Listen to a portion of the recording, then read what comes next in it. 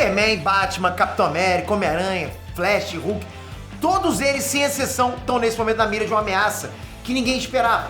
É uma invasão. Naruto, Goku, Luffy, vários outros personagens estão tomando o lugar dos antigos super-heróis no mercado. E agora? A gente tá vendo o fim dos quadrinhos da Marvel e da DC? Depois de quase um século, eles vão acabar? O que as editoras estão fazendo para reverter essa situação? Você vai entender essa polêmica agora. É treta, vamos lá!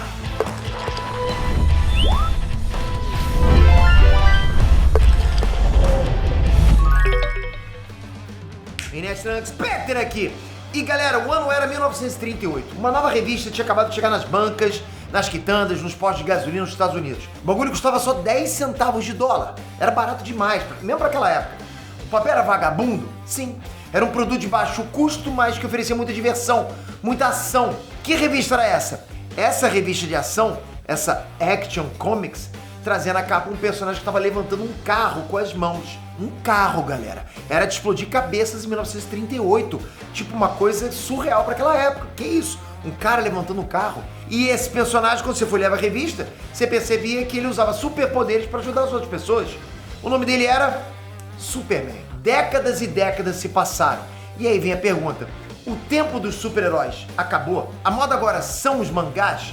As respostas podem estar aqui nesse vídeo. E se você quer que eu traga mais temas como esse, né, para falar mais de cultura pop no geral, ok? Comenta aqui embaixo para eu saber, dá like nesse vídeo, vai ser bacana. Eu posso trazer mais o que rodeia, o que orbita o mundo da cultura pop, as tretas, né? Esse universo inteiro. Manda ver.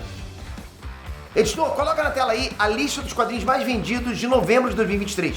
A famosa lista do The New York Times. Olha só quem tá na primeira posição.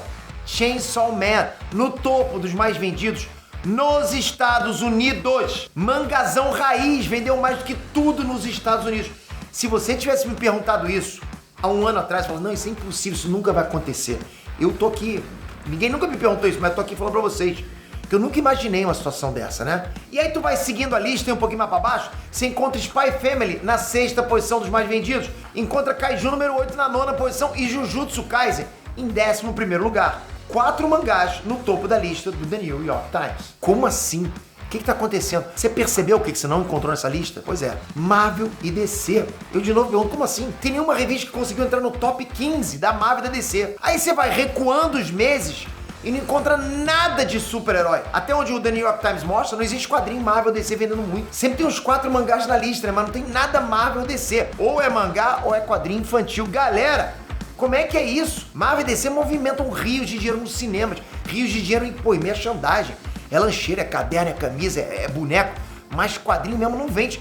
Uma coisa que foi tão gigante, né? A fonte de tudo, a origem desses personagens, não tá lá vendendo. Tudo isso que a gente falou, cinema, merchandising, caderno, estojo, tudo vem dos quadrinhos, foi de lá que surgiu. E aí, enquanto isso, o mangá invadiu de vez o ocidente. Não dá mais pra conter. Não é mais nicho, ok? Não é coisa de otaku, não é coisa de nerd, não. Esquece isso. Visualiza, ok, galera? Tipo, abre tua mente. Chainsaw Man foi a revista em quadrinhos mais vendida de novembro. Você acha que a tendência é cair? Ah, não, eu acho que os quadrinhos de Marvel e DC vai tomar o lugar de novo. Porra, eu tô achando que eles estão sendo varridos. Qual a explicação para essa explosão? É modinha? Os especialistas apontam vários fatores para essa mudança. O primeiro deles é preço. Lógico, né, galera? Porra, o bolso sempre tem um peso muito grande na hora que você tá decidindo comprar alguma coisa. Você pega, por exemplo, essa edição de Chainsaw Man que vendeu horrores. A edição custa cerca de 10 dólares. Mas você tem lá 200 páginas. Aí você compara, por exemplo, com uma edição tradicional da revista dos X-Men, que já foi um dos títulos mais vendidos da Marvel, né? Ali nos anos 80 e 90. Uma revista dos X-Men sai por 4 dólares, com só 24 páginas, porra. Percebe que 200 páginas por 10 dólares, 24 páginas por 4 dólares, tá complicado. Mesmo quando a gente fala de encadernado, sabe? O encadernado mesmo da revista, você não vai ter um encadernado de 200 páginas assim, por menos de 10 dólares. O encadernado básico dos X-Men tem 168 páginas e custa 18 dólares. O custo-benefício, porra, não fecha pro lado da Marvel. A Marvel não tá me ajudando a ajudar ela, né? Não tem como. De uns anos pra cá, a Marvel vem migrando pra distribuição digital. Eu mesmo assino a Marvel Unlimited, pô, adoro, né? Ainda mais eu que tenho problema na visão, eu prefiro ver. Hoje, prefiro ler no digital. Mas continuo colecionando minhas revistas, né? Continuo comprando minhas revistas antigas, né? As novas não compro mais. E acho que até uma forma, inclusive, de combater a pirataria. Você poder assinar esse serviço, porque Marvel Unlimited, apesar de não ter no Brasil, tem outros, né? Tem outros serviços como Comixology, que eu também assino. mas é muito barato você pagar isso, então combate a pirataria. A Marvel Unlimited custa $10 por mês, dá acesso a tudo da editora em formato digital. E você lê, galera, você lê quadrinho por quadrinho, balão por balão, se você quiser, ele vai abrindo, fechando, pô, é bom demais. Compensa se você comparar com o mangá? Sim, mas não pra todo mundo.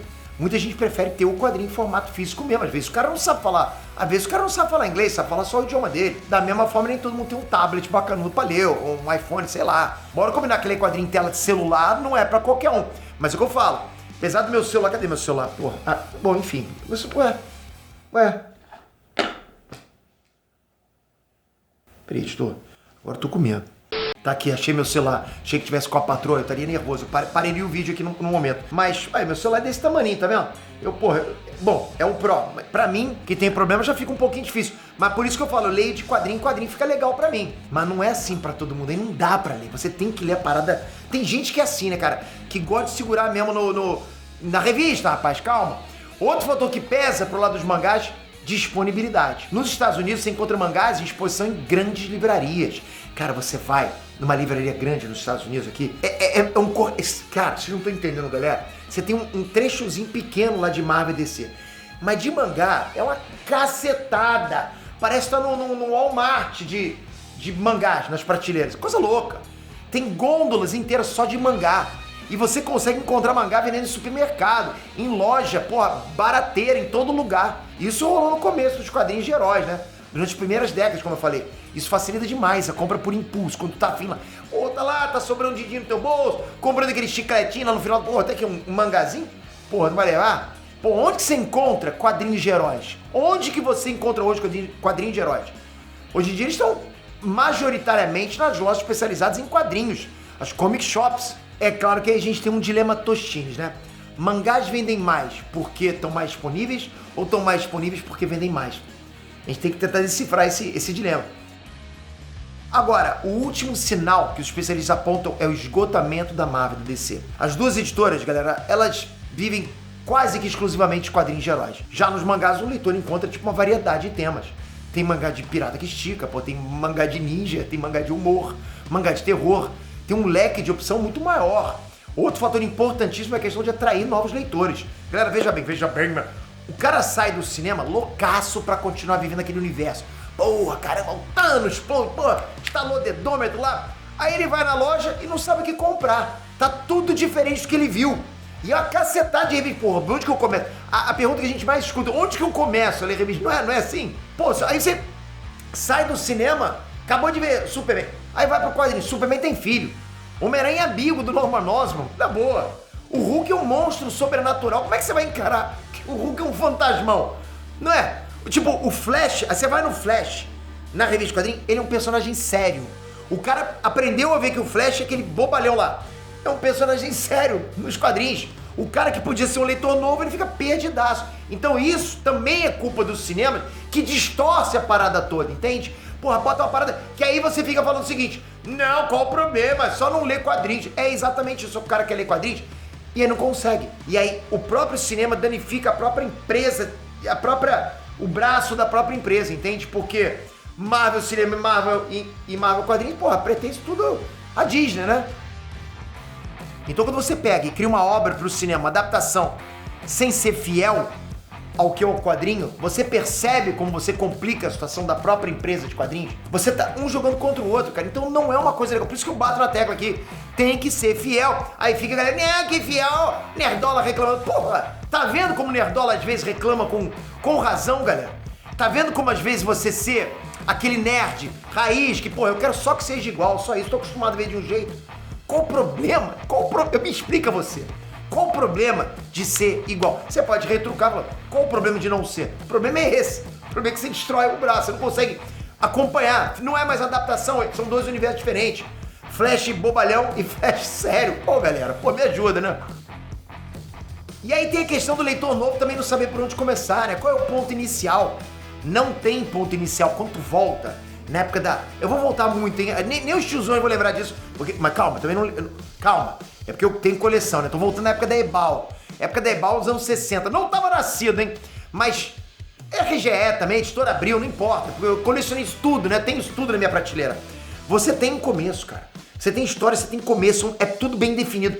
Quando começou a Panini, que eu adoro a Panini também, porra, vocês são da Panini, tiver alguém me assistindo, eu realmente, pô, eu sou apaixonado pela Panini.